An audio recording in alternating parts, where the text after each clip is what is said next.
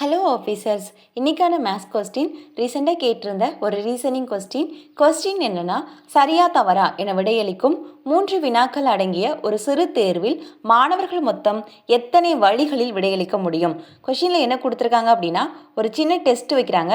அந்த டெஸ்ட்டில் மொத்தம் 3 கொஸ்டின் இருக்குது. இந்த 3 கொஸ்டினுக்கும் சரின்னு எழுதணும், இல்லைன்னா தவறுன்னு எழுதணும். அப்படி எழுதும்போது அந்த மாணவன் எத்தனை வழிகளில் விடையளிக்க முடியும் அப்படி சொல்லி கொஸ்டின் கேட்டிருக்காங்க.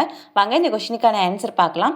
இப்போ அந்த மாணவன் என்ன பண்ணுறாங்க அப்படின்னா, இப்போ 3 கொஸ்டினுமே சரி அப்படின்னு எழுதலாம். இல்லைன்னா 2 கொஸ்டின் சரி, ஒரு கொஸ்டின் தவறு. அடுத்து ஒரு கொஸ்டின் சரி, மீதி இருக்கக்கூடிய 2 கொஸ்டின் தவறு. அடுத்து ஒரு கொஸ்டின் சரி, அடுத்து தவறு, சரி. இங்கே பாருங்கள், ஃபஸ்ட்டு 3 கொஸ்டின், அதுக்கடுத்து 2 கொஸ்டின், அதுக்கடுத்து ஒரு கொஸ்டின், அதுக்கடுத்து 1 விட்டு 1. இந்த ஆர்டரில் ஃபஸ்ட்டு எழுதுகிறான். அடுத்து பாருங்கள், 3 கொஸ்டினுமே தவறு. அடுத்து 2 கொஸ்டின் தவறு, ஒரு கொஸ்டின் சரி. அடுத்து ஒரு கொஸ்டின் மட்டும் தவறு, மீதி இருக்கக்கூடிய 2 கொஸ்டின் சரி.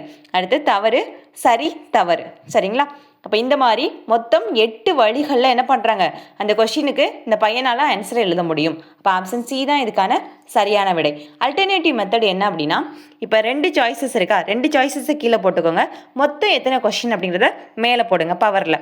ஸோ இப்போ 2 கியூப், இப்போ 2 × 2 × 2, 2 4, 4 2 8. ஸோ இது வந்து அனதர் வே. ஸோ இந்த மாதிரி ரீசனிங் கொஸ்டின் தெரிஞ்சுக்கிறதுக்கு நம்மளோட சேனலை லைக் பண்ணிக்கோங்க, ஃபாலோ பண்ணிக்கோங்க.